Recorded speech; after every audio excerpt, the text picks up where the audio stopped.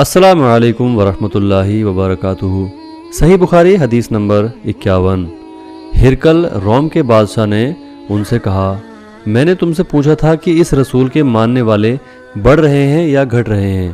تو نے جواب میں بتلایا کہ وہ بڑھ رہے ہیں۔ ٹھیک ہے، ایمان کا یہی حال رہتا ہے یہاں تک کہ وہ پورا ہو جائے۔ اور میں نے تجھ سے پوچھا تھا کہ کوئی اس کے دین میں آ کر پھر اس کو برا جان کر پھر جاتا ہے؟ تو نے کہا نہیں، اور ایمان کا یہی حال ہے، جب اس کی خوشی دل میں سما جاتی ہے تو پھر اس کو کوئی برا نہیں سمجھ سکتا۔ صحیح بخاری حدیث نمبر 52۔ نبی کریم صلی اللہ تعالیٰ علیہ وآلہ وسلم سے سنا، آپ صلی اللہ تعالیٰ علیہ وسلم فرماتے تھے، حلال ظاہر ہے اور حرام بھی ظاہر ہے، اور ان دونوں کے بیچ کچھ چیزیں صبح کی ہیں جن کو بہت لوگ نہیں جانتے کہ حلال ہیں یا حرام۔ پھر جو کوئی صبح کی چیزوں سے بھی بچ گیا اس نے اپنے دین اور عزت کو بچا لیا، اور جو کوئی ان صبح کی چیزوں میں پڑ گیا اس کی مثال اس چرواہی کی ہے جو شاہی محفوظ چارگاہ کے آس پاس اپنے جانوروں کو چرائے۔ وہ قریب ہے کہ کبھی اس چارگاہ کے اندر گھس جائے اور شاہی مجرم قرار پائے۔ سن لو، ہر بادشاہ کی ایک چارگاہ ہوتی ہے، اللہ کی چارگاہ اس کی زمین پر حرام چیزیں ہیں، اس لیے ان سے بچو۔ اور سن لو، وہ بدن میں ایک گوشت کا ٹکڑا ہے، جب وہ صحیح ہوگا سارا بدن صحیح ہوگا، اور جہاں وہ بگڑا سارا بدن بگڑ گیا۔ سن لو، وہ ٹکڑا آدمی کا دل ہے۔ صحیح بخاری حدیث نمبر 53۔ میں عبداللہ بن عباس رضی اللہ تعالیٰ عنہ کے پاس بیٹھا کرتا تھا، وہ مجھ کو خاص اپنے تخت پر بٹھاتے۔ ایک بار کہنے لگے کہ تم میرے پاس مستقل طور پر رہ جاؤ، میں اپنے مال میں سے تمہارا حصہ مقرر کر دوں گا۔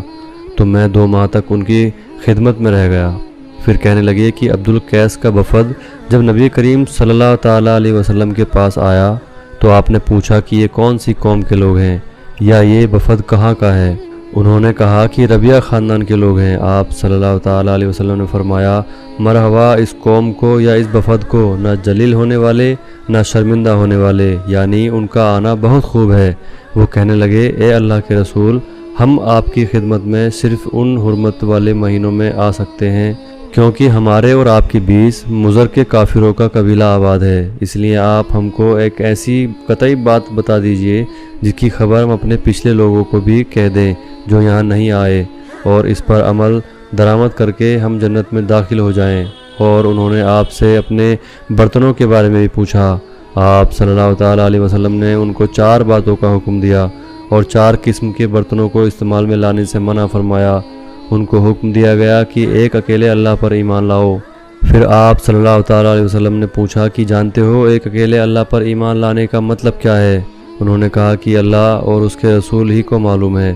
آپ صلی اللہ تعالیٰ علیہ وسلم نے فرمایا کہ اس بات کی شہادت دینا کہ اللہ کے سوا کوئی معبود نہیں، اور یہ کہ محمد صلی اللہ تعالیٰ علیہ وسلم اس کے سچے رسول ہیں، اور نماز قائم کرنا اور زکوٰۃ ادا کرنا اور رمضان کے روزے رکھنا، اور مال غنیمت میں سے جو ملے اس کا 5واں حصہ مسلمانوں کے بیت المال میں داخل کرنا، اور 4 برتنوں کے استعمال سے آپ صلی اللہ تعالیٰ علیہ وسلم نے ان کو منع فرمایا، ہرا لاکھی مرتبان سے، اور کدو کے بنائے ہوئے برتن سے، لکڑی کے کھودے ہوئے برتن سے، اور روغنی برتن سے، اور فرمایا کہ ان باتوں کو یاد کر لو، ان لوگوں کو بھی بتا دینا جو تم سے پیچھے ہیں اور یہاں نہیں آئے۔ صحیح بخاری حدیث نمبر 54۔ نبی کریم صلی اللہ تعالیٰ علیہ وآلہ وسلم نے فرمایا، عمل کا دار و مدار نیت پر ہی ہے، یا نیت ہی کے مطابق ان کا بدلہ ملتا ہے، اور ہر آدمی کو وہی ملے گا جو نیت کرے گا۔ اس لیے جو کوئی اللہ اور اس کے رسول کی رضا کے لیے ہجرت کرے اس کی ہجرت اللہ اور اس کے رسول کی طرف ہوگی، اور جو کوئی دنیا کمانے کے لیے یا کسی عورت سے شادی کرنے کے لیے ہجرت کرے گا تو اس کی ہجرت انہی کاموں کے لیے ہوگی۔ صحیح بخاری حدیث نمبر 55۔ حضرت ابو مسعود نے نبی کریم صلی اللہ تعالیٰ علیہ وآلہ وسلم سے روایت کی ہے کہ آپ صلی اللہ تعالیٰ علیہ وآلہ وسلم نے فرمایا، جب آدمی ثواب کی نیت سے اپنے اہل و خاندان پر خرچ کرے تو وہ بھی اس کے لیے صدقہ ہے۔ صحیح بخاری حدیث نمبر 56۔ نبی کریم صلی اللہ تعالیٰ علیہ وآلہ وسلم نے فرمایا، بے شک تو جو کچھ خرچ کرے اور اس سے تیری نیت اللہ کی رضا حاصل کرنی ہو تو تجھ کو اس کا ثواب ملے گا، یہاں تک کہ اس پر بھی جو تو اپنی بیوی کے منہ میں ڈالے۔ صحیح بخاری حدیث نمبر 57۔ جریر بن عبداللہ رضی اللہ تعالیٰ عنہ نے فرمایا نبی کریم صلی اللہ تعالیٰ علیہ وآلہ وسلم سے میں نے نماز قائم کرنے اور زکوٰۃ ادا کرنے اور ہر مسلمان کی خیر چاہنے پر بیعت کی۔ صحیح بخاری حدیث نمبر 58۔ جس دن مغیرہ بن شعبہ حاکم کوفہ کا انتقال ہوا تو جریر بن عبداللہ رضی اللہ تعالیٰ عنہ خطبے کے لیے کھڑے ہوئے اور اللہ کی تعریف اور خوبی بیان کی اور کہا تم کو اکیلے اللہ کا ڈر رہنا چاہیے، اس کا کوئی شریک نہیں، اور صبر اور اطمینان سے رہنا چاہیے اس وقت تک کہ کوئی دوسرا حاکم تمہارے اوپر آئے، اور وہ بھی آنے والا ہے۔ پھر فرمایا کہ اپنے مرنے والے حاکم کے لیے دعائے مغفرت کرو کیونکہ وہ مغیرہ بھی معافی کو پسند کرتا تھا۔ پھر کہا کہ اس کے بعد تم کو معلوم ہونا چاہیے کہ میں ایک بار نبی کریم صلی اللہ تعالیٰ علیہ وآلہ وسلم کے پاس آیا اور میں نے کہا کہ میں آپ سے اسلام پر بیعت کرتا ہوں۔ آپ صلی اللہ تعالیٰ علیہ وسلم نے مجھ سے ہر مسلمان کی خیر چاہنے کے لیے شرط کی، اس لیے میں نے اس شرط پر آپ سے بیعت کر لی، اس لیے اس مسجد کے رب کی قسم میں تمہارا خیر خواہ ہوں۔ پھر استغفار کیا اور ممبر سے اتر آئے۔ صحیح بخاری حدیث نمبر 59۔ ایک بار نبی کریم صلی اللہ تعالیٰ علیہ وآلہ وسلم لوگوں میں بیٹھے ہوئے ان سے باتیں کر رہے تھے، اتنے میں ایک دیہاتی آپ کے پاس آیا اور پوچھنے لگا کہ قیامت کب آئے گی؟ آپ صلی اللہ تعالیٰ علیہ وآلہ وسلم اپنی بات چیت میں مصروف رہے۔ کچھ لوگ جو مجلس میں تھے کہنے لگے آپ صلی اللہ تعالیٰ علیہ وآلہ وسلم نے دیہاتی کی بات سنی لیکن پسند نہیں کی، اور کچھ کہنے لگے کہ نہیں بلکہ آپ نے اس کی بات سنی ہی نہیں۔ جب آپ صلی اللہ تعالیٰ علیہ وسلم اپنی باتیں پوری کر چکے تو میں سمجھتا ہوں کہ آپ صلی اللہ علیہ وسلم نے اس طرح فرمایا وہ قیامت کے بارے میں پوچھنے والا کہاں گیا؟ اس دیہاتی نے کہا یا رسول اللہ صلی اللہ علیہ وسلم میں موجود ہوں۔ آپ صلی اللہ علیہ وسلم نے فرمایا کہ جب امانت یعنی ایمانداری دنیا سے اٹھ جائے تو قیامت قائم ہونے کا انتظار کر۔ اس نے کہا ایمانداری اٹھنے کا کیا مطلب ہے؟ آپ صلی اللہ علیہ وسلم نے فرمایا کہ جب حکومت کے کاروبار نالائق لوگوں کو سونپ دیے جائیں تو قیامت کا انتظار کر۔ صحیح بخاری حدیث نمبر 60۔ ایک سفر جو ہم نے کیا تھا نبی کریم صلی اللہ تعالیٰ علیہ وآلہ وسلم ہم سے پیچھے رہ گئے اور آپ صلی اللہ علیہ وسلم ہم سے اس وقت ملے جب عصر کی نماز کا وقت آن پہنچا تھا۔ ہم جلدی جلدی وضو کر رہے تھے، ہم اپنے پاؤں خوب دھونے کی بجائے ان پر مسح کی طرح ہاتھ پھیرنے لگے۔ یہ دیکھ کر آپ صلی اللہ علیہ وسلم نے بلند آواز سے پکارا دوزخ میں جلنے والی ایڑیوں پر افسوس۔ 2 یا 3 بار آپ صلی اللہ علیہ وسلم نے اس طرح ہی بلند آواز سے فرمایا۔ صحیح بخاری حدیث نمبر 61۔ نبی کریم صلی اللہ تعالیٰ علیہ وآلہ وسلم نے فرمایا پیڑوں میں سے ایک پیڑ ایسا ہے کہ اس کے پتے نہیں جھڑتے، اور مسلمان کی مثال اسی پیڑ کی سی ہے، بتاؤ وہ کون سا پیڑ ہے؟ یہ سن کر لوگوں کا خیال جنگل کے پیڑوں کی طرف دوڑا۔ عبداللہ رضی اللہ تعالیٰ عنہ نے کہا میرے دل میں آیا کہ وہ کھجور کا پیڑ ہے، مگر میں اپنی کم عمری کی شرم کی وجہ سے نہ بولا۔ آخر صحابہ نے نبی کریم صلی اللہ تعالیٰ علیہ وآلہ وسلم سے ہی پوچھا کہ وہ کون سا پیڑ ہے؟ آپ صلی اللہ تعالیٰ علیہ وآلہ وسلم نے فرمایا وہ کھجور کا پیڑ ہے۔ صحیح بخاری حدیث نمبر 62۔ ایک مرتبہ آپ صلی اللہ تعالیٰ علیہ وسلم نے فرمایا پیڑوں میں سے ایک پیڑ ایسا ہے کہ اس کے پتے نہیں جھڑتے، اور مسلمان کی بھی یہی مثال ہے، بتلاؤ وہ کون سا پیڑ ہے؟ یہ سن کر لوگوں کے خیالات جنگل کے پیڑوں پر چلے گئے۔ عبداللہ نے کہا کہ میرے دل میں آیا کہ بتا دوں کہ وہ کھجور کا پیڑ ہے، لیکن وہاں بہت سے بزرگ موجود تھے اس لیے مجھ کو شرم آئی۔ آخر صحابہ نے کہا یا رسول اللہ صلی اللہ علیہ وسلم آپ ہی بیان فرما دیجئے۔ آپ صلی اللہ تعالیٰ علیہ وسلم نے فرمایا کہ وہ کھجور کا پیڑ ہے۔ صحیح بخاری حدیث نمبر 63۔ ایک بار ہم مسجد میں نبی کریم صلی اللہ تعالیٰ علیہ وآلہ وسلم کے ساتھ بیٹھے ہوئے تھے، اتنے میں ایک شخص اونٹ پر سوار ہو کر آیا اور اونٹ کو مسجد میں بٹھا کر باندھ دیا۔ پھر پوچھنے لگا بھائیو تم لوگوں میں محمد صلی اللہ تعالیٰ علیہ وآلہ وسلم کون سے ہیں؟ نبی کریم صلی اللہ تعالیٰ علیہ وآلہ وسلم اس وقت لوگوں میں تکیہ لگائے بیٹھے ہوئے تھے۔ ہم نے کہا محمد صلی اللہ تعالیٰ علیہ وآلہ وسلم یہ سفید رنگ والے بزرگ ہیں جو تکیہ لگائے ہوئے تشریف فرما ہیں۔ تب وہ آپ سے مخاطب ہوا کہ اے عبد المطلب کے بیٹے آپ صلی اللہ تعالیٰ علیہ وسلم نے فرمایا کہو میں آپ کی بات سن رہا ہوں۔ بولا میں آپ صلی اللہ تعالیٰ علیہ وسلم سے کچھ باتیں دریافت کرنا چاہتا ہوں اور ذرا سختی سے پوچھوں گا تو آپ اپنے دل میں برا نہ مانیے گا۔ آپ صلی اللہ تعالیٰ علیہ وآلہ وسلم نے فرمایا نہیں، جو تمہارا دل چاہے پوچھو۔ تب اس نے کہا کہ میں آپ کو آپ کے رب اور اگلے لوگوں کے رب کی قسم دے کر پوچھتا ہوں کہ کیا آپ کو اللہ نے دنیا کے سب لوگوں کی طرف رسول بنا کر بھیجا ہے؟ آپ صلی اللہ تعالیٰ علیہ وآلہ وسلم نے فرمایا ہاں، میرا اللہ اس پر گواہ ہے۔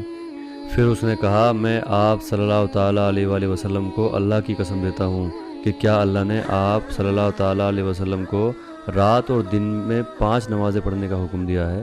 آپ صلی اللہ تعالیٰ علیہ وسلم نے فرمایا ہاں، میرا اللہ اس پر گواہ ہے۔ پھر کہنے لگا میں آپ کو اللہ کی قسم دے کر پوچھتا ہوں کہ کیا اللہ نے آپ کو یہ حکم دیا ہے کہ سال بھر میں ماہ رمضان کے روزے رکھو؟ آپ صلی اللہ تعالیٰ علیہ وسلم نے فرمایا ہاں، میرا اللہ اس پر گواہ ہے۔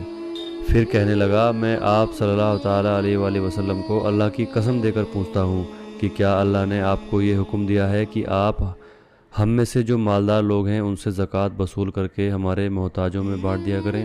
نبی کریم صلی اللہ تعالیٰ علیہ وسلم نے فرمایا ہاں، میرا اللہ اس پر گواہ ہے۔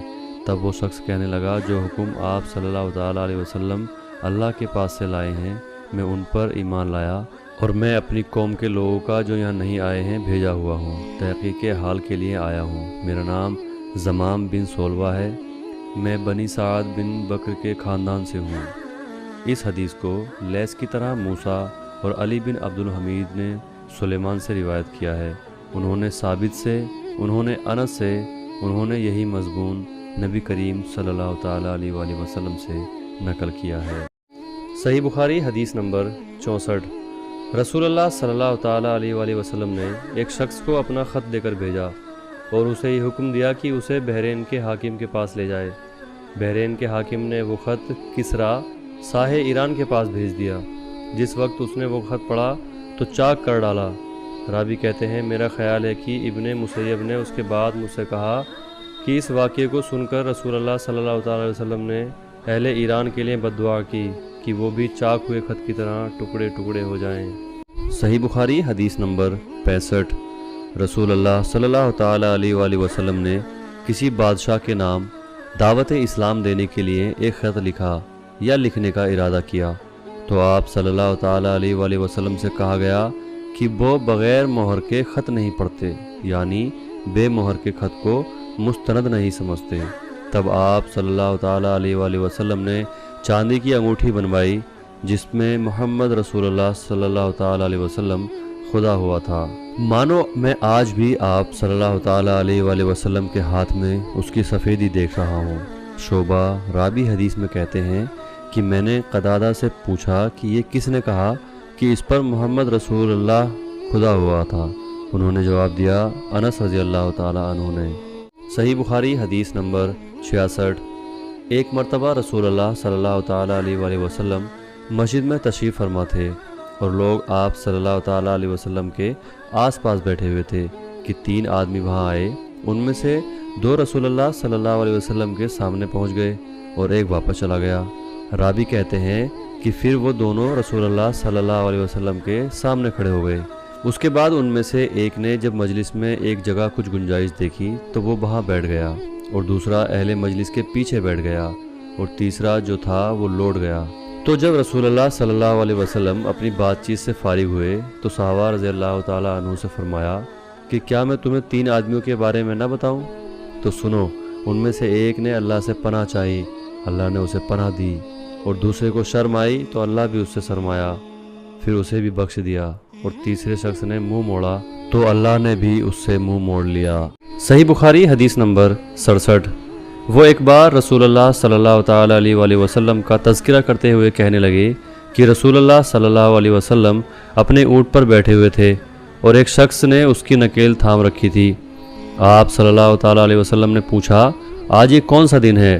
ہم خاموش رہے یہاں تک کہ ہم سمجھے کہ آج کے دن کا آپ کوئی دوسرا نام اس نام کے علاوہ بتائیں گے۔ پھر آپ صلی اللہ تعالیٰ علیہ وسلم نے فرمایا کیا آج قربانی کا دن نہیں ہے؟ ہم نے کہا بے شک۔ اس کے بعد آپ صلی اللہ تعالیٰ علیہ وسلم نے فرمایا یہ کون سا مہینہ ہے؟ ہم اس پر بھی خاموش رہے اور یہی سمجھے کہ اس مہینے کا بھی آپ اس نام کے علاوہ کوئی دوسرا نام بتائیں گے۔ پھر آپ صلی اللہ علیہ وسلم نے فرمایا کہ کیا یہ ذی الحجہ کا مہینہ نہیں ہے؟ ہم نے کہا بے شک۔ آپ صلی اللہ علیہ وسلم نے فرمایا تو یقیناً تمہاری جانیں اور تمہارے مال اور تمہاری آبرو تمہارے بیچ اس طرح حرام ہیں جس طرح آج کے دن کی حرمت تمہارے اس مہینے اور اس شہر میں ہے۔ اس لیے جو شخص حاضر ہے اسے چاہیے کہ غائب جو یہاں موجود نہیں ہیں کو یہ بات پہنچا دیں، کیونکہ ایسا ممکن ہے کہ جو شخص یہاں موجود ہے وہ ایسے شخص کو یہ خبر پہنچائے جو اس سے زیادہ حدیث یاد رکھنے والا ہو۔ صحیح بخاری حدیث نمبر 68۔ رسول اللہ صلی اللہ تعالیٰ علیہ وآلہ وسلم نے ہمیں نصیحت فرمانے کے لیے کچھ دن مقرر کر دیے تھے، اس ڈر سے کہ کہیں ہم کبیدہ خاطر نہ ہو جائیں۔ صحیح بخاری حدیث نمبر 69۔ آپ صلی اللہ تعالیٰ علیہ وآلہ وسلم نے فرمایا آسانی کرو سختی نہ کرو، خوش کرو نفرت نہ دلاؤ۔ صحیح بخاری حدیث نمبر 70۔ عبداللہ ابن مسعود رضی اللہ تعالیٰ عنہ ہر جمعرات کے دن لوگوں کو واعظ سنایا کرتے تھے۔ ایک آدمی نے ان سے کہا اے ابو عبد الرحمن، میں چاہتا ہوں کہ تم ہمیں ہر دن واعظ سنایا کرو۔ انہوں نے فرمایا تو سن لو کہ مجھے اس بات سے کوئی چیز رکاوٹ ہے تو یہ کہ میں یہ بات پسند نہیں کرتا کہ کہیں تم تنگ نہ ہو جاؤ، اور میں واعظ میں تمہاری فرصت کا وقت تلاش کیا کرتا ہوں، جیسا کہ رسول اللہ صلی اللہ تعالیٰ علیہ وآلہ وسلم اس خیال سے کہ کہیں ہم کبیدہ خاطر نہ ہو جائیں واعظ کے لیے ہمارے فرصت کے اوقات کا خیال رکھتے تھے۔ صحیح بخاری حدیث نمبر 71۔ وہ خطبے میں فرما رہے تھے کہ میں نے رسول اللہ صلی اللہ تعالیٰ علیہ وآلہ وسلم کو یہ کہتے ہوئے سنا کہ جس شخص کے ساتھ اللہ تعالیٰ بھلائی کا ارادہ کرے اسے دین کی سمجھ عنایت فرما دیتا ہے، اور میں تو صرف تقسیم کرنے والا ہوں، دینے والا تو اللہ ہی ہے، اور یہ امت ہمیشہ اللہ کے حکم پر قائم رہے گی، اور جو شخص ان کی مخالفت کرے گا انہیں نقصان نہیں پہنچا سکے گا یہاں تک کہ اللہ تعالیٰ کا حکم قیامت آ جائے اور یہ عالم فنا ہو جائے۔ صحیح بخاری حدیث نمبر 72۔ میں عبداللہ بن عمر رضی اللہ تعالیٰ عنہ کے ساتھ مدینے تک رہا، میں نے اس ایک حدیث کے سوا ان سے رسول اللہ صلی اللہ علیہ وسلم کی کوئی اور حدیث نہیں سنی۔ وہ کہتے ہیں کہ ہم رسول اللہ صلی اللہ تعالیٰ علیہ وآلہ وسلم کی خدمت میں حاضر تھے کہ آپ صلی اللہ علیہ وسلم کے پاس کھجور کا ایک گابھا لایا گیا۔ اسے دیکھ کر آپ صلی اللہ علیہ وسلم نے فرمایا کہ پیڑوں میں ایک پیڑ ایسا ہے اس کی مثال مسلمان کی طرح ہے۔ ابن عمر رضی اللہ تعالیٰ عنہ کہتے ہیں کہ یہ سن کر میں نے ارادہ کیا کہ کہوں کہ وہ پیڑ کھجور کا ہے، مگر چونکہ میں سب میں چھوٹا تھا اس لیے خاموش رہا۔ پھر رسول اللہ صلی اللہ علیہ وسلم نے خود ہی فرمایا کہ وہ کھجور ہے۔ صحیح بخاری حدیث نمبر 73۔ رسول اللہ صلی اللہ تعالیٰ علیہ وآلہ وسلم کا ارشاد ہے کہ حسد صرف دو باتوں میں جائز ہے، ایک تو اس شخص کے بارے میں جسے اللہ نے دولت دی ہو اور وہ اس دولت کو راہ حق میں خرچ کرنے پر بھی قدرت رکھتا ہو، اور ایک اس شخص کے بارے میں جسے اللہ نے حکمت کی دولت سے نوازا ہو اور وہ اس کے ذریعے سے فیصلہ کرتا ہو اور لوگوں کو اس حکمت کی تعلیم دیتا ہو۔ صحیح بخاری حدیث نمبر 74۔ حضرت ابن عباس اور حر بن قیس بن حصن فزاری ایک بار موسیٰ علیہ السلام کے ساتھی کے بارے میں بحثے۔ ابن عباس رضی اللہ تعالیٰ عنہ نے فرمایا کہ وہ خضر علیہ السلام تھے۔ پھر ان کے پاس سے ابی بن کعب گزرے تو عبداللہ بن عباس رضی اللہ تعالیٰ عنہ نے انہیں بلایا اور کہا کہ میں اور میرے یہ دوست موسیٰ علیہ السلام کے ایک ساتھی کے بارے میں بحث کر رہے ہیں جس سے انہوں نے ملاقات چاہی تھی، کیا آپ نے رسول اللہ صلی اللہ تعالیٰ علیہ وآلہ وسلم سے اس کے بارے میں کچھ ذکر سنا ہے؟ انہوں نے کہا ہاں، میں نے رسول اللہ صلی اللہ تعالیٰ علیہ وآلہ وسلم کو یہ فرماتے ہوئے سنا ہے۔ ایک دن موسیٰ بنی اسرائیل کی جماعت میں بیٹھے ہوئے تھے کہ اتنے میں ایک شخص آیا اور اس نے آپ سے پوچھا کیا آپ جانتے ہیں کہ دنیا میں کوئی آپ سے بھی بڑھ کر عالم موجود ہے؟ موسیٰ علیہ السلام نے فرمایا نہیں۔ اس پر اللہ تعالیٰ نے موسیٰ علیہ السلام کے پاس وحی بھیجی کہ ہاں، ہمارا بندہ خضر ہے جس کا علم تم سے زیادہ ہے۔ موسیٰ علیہ السلام نے اللہ سے پوچھا کہ خضر علیہ السلام سے ملنے کی کیا صورت ہے؟ اللہ تعالیٰ نے ایک مچھلی کو ان سے ملاقات کی علامت قرار دیا اور ان سے کہہ دیا کہ جب تم اس مچھلی کو گم کر دو تو واپس لوٹ جاؤ، تب خضر سے تمہاری ملاقات ہوگی۔ تب موسیٰ چلے اور دریا میں مچھلی کی علامت تلاش کرتے رہے۔ اس وقت ان کے ساتھی نے کہا جب ہم پتھر کے پاس تھے کیا آپ نے دیکھا تھا میں اس وقت مچھلی کا کہنا بھول گیا تھا اور شیطان ہی نے مجھے اس کا ذکر بھلا دیا۔ موسیٰ علیہ السلام نے کہا اسی مقام کی ہمیں تلاش تھی۔ تب وہ اپنے نشانات قدم پر باتیں کرتے ہوئے لوٹے۔ وہاں انہوں نے خضر علیہ السلام کو پایا۔ پھر ان کا وہی قصہ ہے جو اللہ نے اپنی کتاب قرآن میں بیان کیا ہے۔ صحیح بخاری حدیث نمبر 75۔ حضرت ابن عباس رضی اللہ تعالی عنہ نے فرمایا ایک مرتبہ رسول اللہ صلی اللہ تعالی علیہ وآلہ وسلم نے مجھے سینے سے لگا لیا اور دعا دیتے ہوئے فرمایا کہ اے اللہ اسے علم کتاب قرآن عطا فرمائیو۔ صحیح بخاری حدیث نمبر 76۔ عبداللہ بن عباس رضی اللہ تعالی عنہ نے فرمایا میں ایک مرتبہ گدھی پر سوار ہو کر چلا۔ اس زمانے میں بغل کے قریب تھا۔ رسول اللہ صلی اللہ تعالی علیہ وآلہ وسلم مینا میں نماز پڑھ رہے تھے اور آپ کے سامنے دیوار کی آڑ نہ تھی، تو میں کچھ صفوں کے سامنے سے گزرا اور گدھی کو چھوڑ دیا۔ وہ چرنے لگی جبکہ میں صف میں شامل ہو گیا، مگر کسی نے مجھے اس بات پر ٹوکا نہیں۔ صحیح بخاری حدیث نمبر 77۔ محمود بن ربی فرماتے ہیں ایک مرتبہ رسول اللہ صلی اللہ تعالی علیہ وآلہ وسلم نے ایک ڈول سے منہ میں پانی لے کر میرے چہرے پر کلی فرمائی اور میں اس وقت 5 سال کا تھا۔ صحیح بخاری حدیث نمبر 78۔ بو اور حر بن قیس بن حصن فزاری موسیٰ علیہ السلام کے ساتھی کے بارے میں جھگڑے۔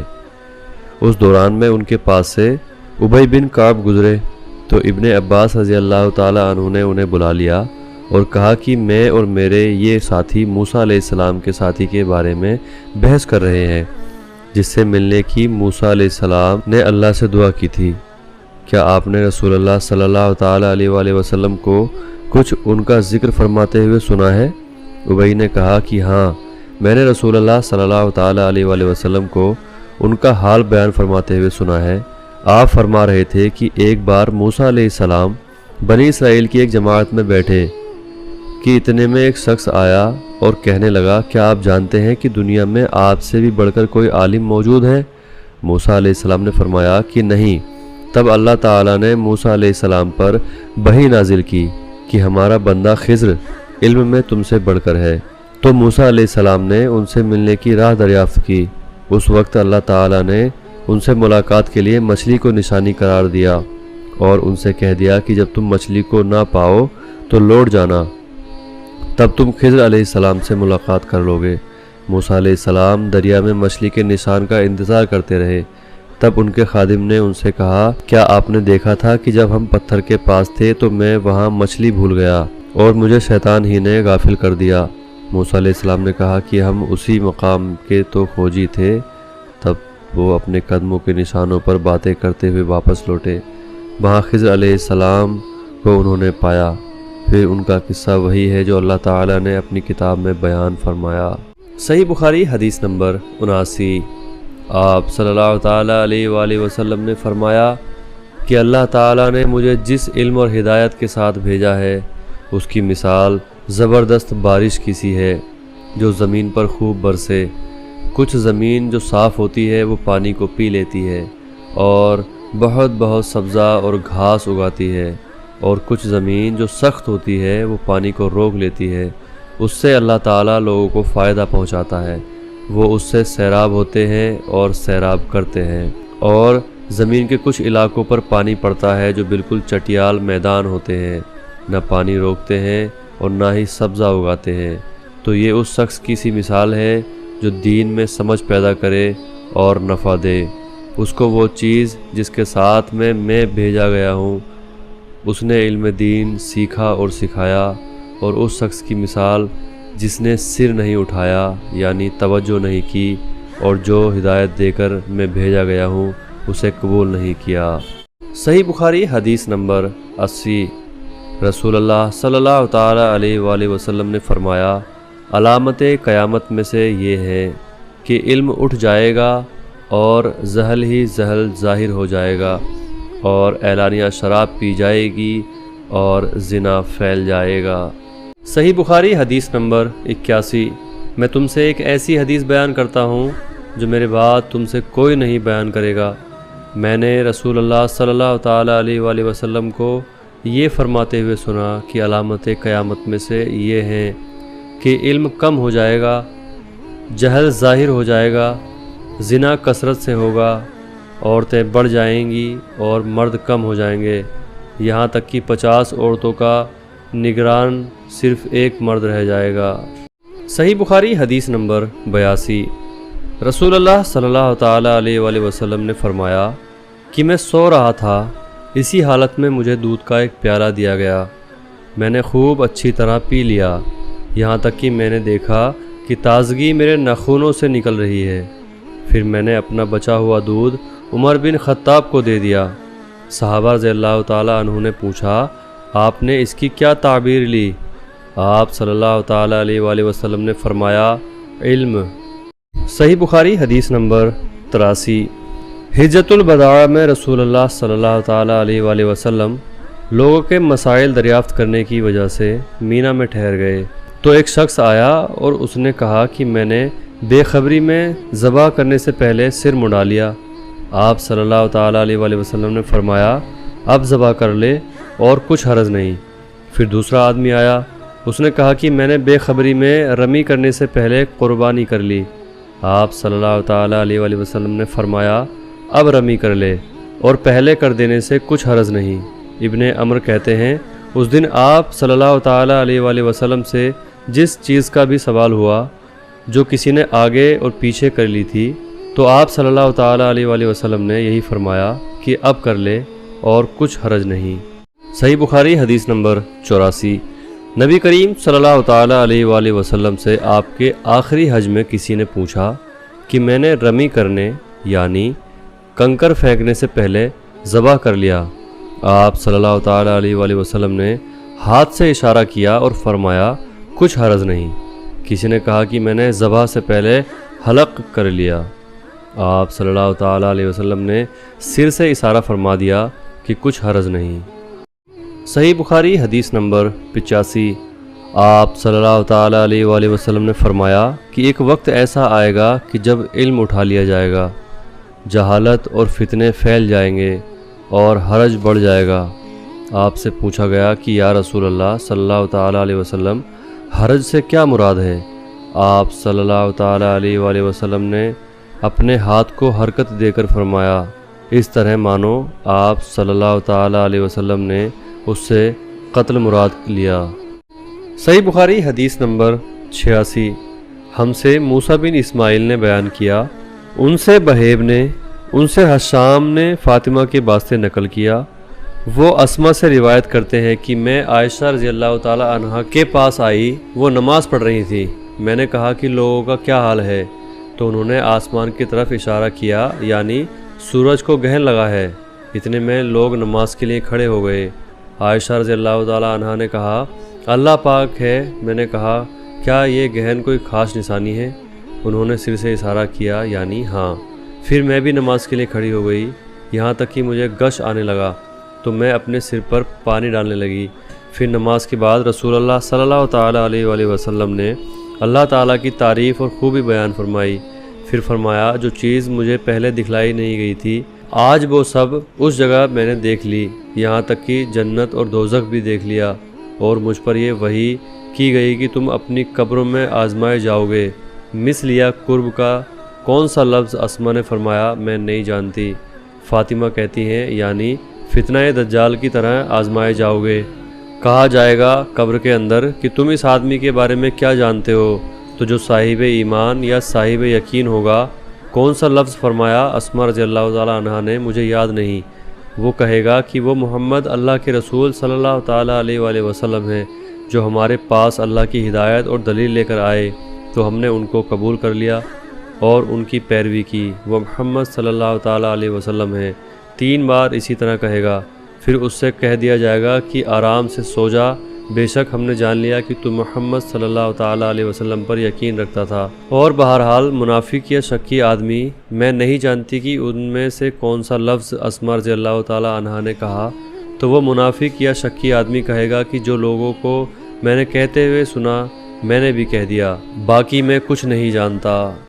صحیح بخاری حدیث نمبر 87۔ ایک مرتبہ ابن عباس رضی اللہ تعالیٰ عنہ نے کہا کہ قبیلہ عبد القیس کا وفد رسول اللہ صلی اللہ تعالیٰ علیہ وآلہ وسلم کی خدمت میں آیا۔ آپ صلی اللہ تعالیٰ علیہ وآلہ وسلم نے پوچھا کہ کون سا وفد ہے یا یہ کون لوگ ہیں؟ انہوں نے کہا کہ ربیعہ خاندان کے لوگ ہیں۔ آپ صلی اللہ تعالیٰ علیہ وآلہ وسلم نے فرمایا کہ مبارک ہو قوم کو آنا، یا مبارک ہو اس وفد کو جو کبھی نہ رسوا ہو نہ شرمندہ ہو۔ اس کے بعد انہوں نے کہا کہ ہم ایک دور دراز علاقے سے آپ صلی اللہ تعالیٰ علیہ وآلہ وسلم کے پاس آئے ہیں، اور ہمارے اور آپ کے بیچ مضر کافروں کا ایک قبیلہ پڑتا ہے۔ اس کے خوف کی وجہ سے ہم حرمت والے مہینوں کے علاوہ اور دن میں نہیں آ سکتے، اس لیے ہمیں کوئی ایسی قطعی بات بتا دیجئے کہ جس کی ہم اپنے پیچھے رہ جانے والوں کو خبر دے دیں اور اس کی وجہ سے ہم جنت میں داخل ہو سکیں۔ تو آپ صلی اللہ تعالیٰ علیہ وآلہ وسلم نے انہیں 4 باتوں کا حکم دیا اور 4 سے روک دیا۔ اول انہیں حکم دیا کہ ایک اللہ پر ایمان لائیں، پھر فرمایا کہ تم جانتے ہو کہ ایک اللہ پر ایمان لانے کا کیا مطلب ہے؟ انہوں نے کہا اللہ اور اس کے رسول زیادہ جانتے ہیں۔ آپ صلی اللہ تعالیٰ علیہ وسلم نے فرمایا ایک اللہ پر ایمان لانے کا مطلب یہ ہے کہ اس بات کا انکار کرنا کہ اللہ کے سوا کوئی معبود نہیں، اور یہ کہ محمد صلی اللہ تعالیٰ علیہ وسلم اللہ کے سچے رسول ہیں، اور نماز قائم کرنا، زکوٰۃ ادا کرنا اور ماہ رمضان کے روزے رکھنا، اور یہ کہ تم مال غنیمت سے 5واں حصہ ادا کرو، اور 4 چیزوں سے منع فرمایا، دبہ، حنمت اور مزفت کے استعمال سے۔ اور چوتھی چیز کے بارے میں شعبہ کہتے ہیں کہ ابو جمرہ کبھی کبھی نقیر کہتے ہیں اور کبھی کبھی مقیر۔ اس کے بعد رسول اللہ صلی اللہ تعالیٰ علیہ وسلم نے فرمایا کہ ان باتوں کو یاد رکھو اور اپنے پیچھے رہ جانے والوں کو بھی ان کی خبر کر دو۔ صحیح بخاری حدیث نمبر 88۔ عقبہ نے ابو احاب بن عجیز کی لڑکی سے نکاح کیا تو اس کے پاس ایک عورت آئی اور کہنے لگی کہ میں نے عقبہ اور جس سے اس کا نکاح ہوا ہے اس کو دودھ پلایا ہے۔ یہ سن کر عقبہ نے کہا مجھے نہیں معلوم کہ تو نے مجھے دودھ پلایا ہے اور نہ تو نے کبھی مجھے بتایا۔ تب عقبہ سوار ہو کر رسول اللہ صلی اللہ تعالیٰ علیہ وآلہ وسلم کی خدمت میں مدینہ منورہ حاضر ہوئے اور آپ سے اس کے متعلق پوچھا تو آپ صلی اللہ تعالیٰ علیہ وآلہ وسلم نے فرمایا تم کس طرح اس لڑکی سے رشتہ رکھو گے جبکہ اس کے متعلق یہ کہا گیا ہے؟ پھر عقبہ بن حارث نے اس لڑکی کو چھوڑ دیا اور اس نے دوسرا شوہر کر لیا۔ صحیح بخاری حدیث نمبر 89۔ حضرت عمر سے روایت ہے کہ میں اور میرا ایک انصاری پڑوسی دونوں آس پاس مدینے کے گاؤں بنی امیہ بن زید میں رہتے تھے جو مدینے کے پورب کی طرف بلند گاؤں میں سے ہے۔ ہم دونوں باری باری نبی کریم صلی اللہ تعالیٰ علیہ وآلہ وسلم کی خدمت شریف میں حاضر ہوا کرتے تھے۔ ایک دن وہ آتا ایک دن میں آتا، جس دن میں آتا اس دن کی وحی کی اور رسول اللہ صلی اللہ تعالیٰ علیہ وآلہ وسلم کی کہی ہوئی دوسری باتوں کی اس کو خبر دے دیتا، اور جب وہ آتا تھا تو وہ بھی اسی طرح کرتا۔ تو ایک دن وہ میرا انصاری ساتھی اپنی باری کے دن حاضر خدمت ہوا، جب واپس آیا تو اس نے میرا دروازہ بہت زور سے کھٹکھٹایا اور میرے بارے میں پوچھا کہ کیا عمر یہاں ہے؟ میں گھبرا کر اس کے پاس آیا۔ وہ کہنے لگا کہ ایک بڑا معاملہ پیش آ گیا ہے، یعنی رسول اللہ صلی اللہ تعالیٰ علیہ وآلہ وسلم نے اپنی بیویوں کو طلاق دے دی ہے۔ پھر میں اپنی بیٹی حفصہ کے پاس گیا، وہ رو رہی تھی۔ میں نے پوچھا کیا تمہیں رسول اللہ صلی اللہ تعالیٰ علیہ وآلہ وسلم نے طلاق دی ہے؟ وہ کہنے لگی کہ میں نہیں جانتی۔ پھر میں نبی کریم صلی اللہ تعالیٰ علیہ وآلہ وسلم کی خدمت میں حاضر ہوا۔ میں نے کھڑے کھڑے کہا کہ کیا آپ صلی اللہ تعالیٰ علیہ وآلہ وسلم نے اپنی بیویوں کو طلاق دے دی ہے؟ آپ صلی اللہ تعالیٰ علیہ وآلہ وسلم نے فرمایا نہیں، یہ افواہ غلط ہے۔ تب میں نے تعجب سے کہا اللہ اکبر، اللہ بہت بڑا ہے۔ صحیح بخاری حدیث نمبر 90۔ ایک شخص حزم بن ابی قاب نے رسول اللہ صلی اللہ تعالیٰ علیہ وآلہ وسلم کی خدمت میں آ کر کہا کہ یا رسول اللہ صلی اللہ تعالیٰ علیہ وآلہ وسلم، فلاں شخص معاذ بن جبل لمبی نماز پڑھاتے ہیں، اس لیے میں جماعت کی نماز میں شریک نہیں ہو سکتا، کیونکہ میں دن بھر اونٹ چرانے کی وجہ سے رات کو تھک کر چکنا چور ہو جاتا ہوں اور لمبی قرات سننے کی طاقت نہیں رکھتا۔ ابو مسعود راوی کہتے ہیں کہ اس دن سے زیادہ میں نے کبھی رسول اللہ صلی اللہ تعالیٰ علیہ وسلم کو وعظ کے دوران اتنا غضبناک نہیں دیکھا۔ آپ صلی اللہ تعالیٰ علیہ وآلہ وسلم نے فرمایا، اے لوگو، تم ایسی شدت اختیار کر کے لوگوں کو دین سے نفرت دلانے لگے ہو۔ سن لو، جو شخص لوگوں کو نماز پڑھائے تو وہ ہلکی پڑھائے، کیونکہ ان میں بیمار، کمزور، ضرورت والے سبھی قسم کے لوگ ہوتے ہیں۔ صحیح بخاری حدیث نمبر 91۔ ایک شخص عمیر یا بلال نے رسول اللہ صلی اللہ تعالیٰ علیہ وآلہ وسلم سے پڑی ہوئی چیز کے بارے میں دریافت کیا۔ آپ صلی اللہ تعالیٰ علیہ وآلہ وسلم نے فرمایا، اس کے بندھن پہچان لے، یا فرمایا کہ اس کا برتن اور تھیلی پہچان لے، پھر 1 سال تک اس کی پہچان کا اعلان کراؤ، پھر اس کا مالک نہ ملے تو اس سے فائدہ اٹھاؤ، اور اگر مالک آ جائے تو اسے سونپ دو۔ اس نے پوچھا کہ اچھا، گم ہوئے اونٹ کے بارے میں کیا حکم ہے؟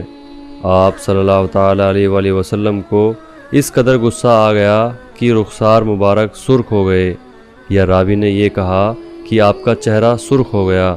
یہ سن کر آپ صلی اللہ تعالیٰ علیہ وآلہ وسلم نے فرمایا، تجھے اونٹ سے کیا واسطہ؟ اس کے ساتھ خود اس کی مشک ہے اور اس کے پاؤں میں سم ہے، وہ خود پانی پر پہنچے گا اور خود پی لے گا اور خود پیڑ پر چرے گا، اس لیے اسے چھوڑ دو یہاں تک کہ اس کا مالک مل جائے۔ اس نے کہا کہ اچھا، گم ہوئی بکری کے بارے میں کیا ارشاد ہے؟ آپ صلی اللہ تعالیٰ علیہ وآلہ وسلم نے فرمایا، وہ تیری ہے یا تیرے بھائی کی، ورنہ بھیڑیے کی غذا ہے۔ صحیح بخاری حدیث نمبر 92۔ رسول اللہ صلی اللہ تعالیٰ علیہ وآلہ وسلم سے کچھ ایسی باتیں دریافت کی گئیں کہ آپ صلی اللہ تعالیٰ علیہ وآلہ وسلم کو برا معلوم ہوا، اور جب اس قسم کے سوالات کی آپ صلی اللہ تعالیٰ علیہ وآلہ وسلم پر بہت زیادتی کی گئی تو آپ کو غصہ آ گیا۔ پھر آپ صلی اللہ تعالیٰ علیہ وآلہ وسلم نے لوگوں سے فرمایا، اچھا، اب مجھ سے جو چاہو پوچھو۔ تو ایک شخص نے پوچھا کہ میرا باپ کون ہے؟ آپ صلی اللہ علیہ وآلہ وسلم نے فرمایا، تیرا باپ حذافہ ہے۔ پھر دوسرا آدمی کھڑا ہوا اور اس نے پوچھا کہ یا رسول اللہ صلی اللہ علیہ وسلم، میرا باپ کون ہے؟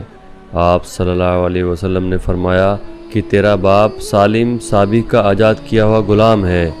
آخر عمر رضی اللہ تعالیٰ عنہ نے آپ کے چہرہ مبارک کا حال دیکھا تو کہا، یا رسول اللہ صلی اللہ تعالیٰ علیہ وآلہ وسلم، ہم ان باتوں کے دریافت کرنے سے جو آپ کو ناگوار ہوں اللہ سے توبہ کرتے ہیں۔ صحیح بخاری حدیث نمبر 93۔ ایک دن رسول اللہ صلی اللہ تعالیٰ علیہ وآلہ وسلم گھر سے نکلے تو عبداللہ بن حذافہ کھڑے ہو کر پوچھنے لگے کہ یا رسول اللہ صلی اللہ تعالیٰ علیہ وآلہ وسلم، میرا باپ کون ہے؟ آپ صلی اللہ علیہ وآلہ وسلم نے فرمایا، حذافہ۔ پھر آپ صلی اللہ تعالیٰ علیہ وسلم نے بار بار فرمایا کہ مجھ سے پوچھو۔ تو عمر رضی اللہ تعالیٰ عنہ نے دو جانو ہو کر کہا کہ ہم اللہ کے رب ہونے پر، اسلام کے دین ہونے اور محمد صلی اللہ تعالیٰ علیہ وآلہ وسلم کے نبی ہونے پر راضی ہیں، اور یہ جملہ 3 مرتبہ دہرایا۔ پھر یہ سن کر رسول اللہ صلی اللہ تعالیٰ علیہ وآلہ وسلم خاموش ہو گئے۔ صحیح بخاری حدیث نمبر 94۔ جب آپ صلی اللہ تعالیٰ علیہ وآلہ وسلم سلام کرتے تو 3 بار سلام کرتے، اور جب کوئی کلمہ ارشاد فرماتے تو اسے 3 بار دہراتے، یہاں تک کہ خوب سمجھ لیا جاتا۔ صحیح بخاری حدیث نمبر 95۔ جب آپ صلی اللہ تعالیٰ علیہ وآلہ وسلم کوئی کلمہ ارشاد فرماتے تو اسے 3 بار لوٹاتے، یہاں تک کہ خوب سمجھ لیا جاتا، اور جب کچھ لوگوں کے پاس آپ صلی اللہ تعالیٰ علیہ وسلم تشریف لاتے اور انہیں سلام کرتے تو 3 بار سلام کرتے۔ صحیح بخاری حدیث نمبر 96۔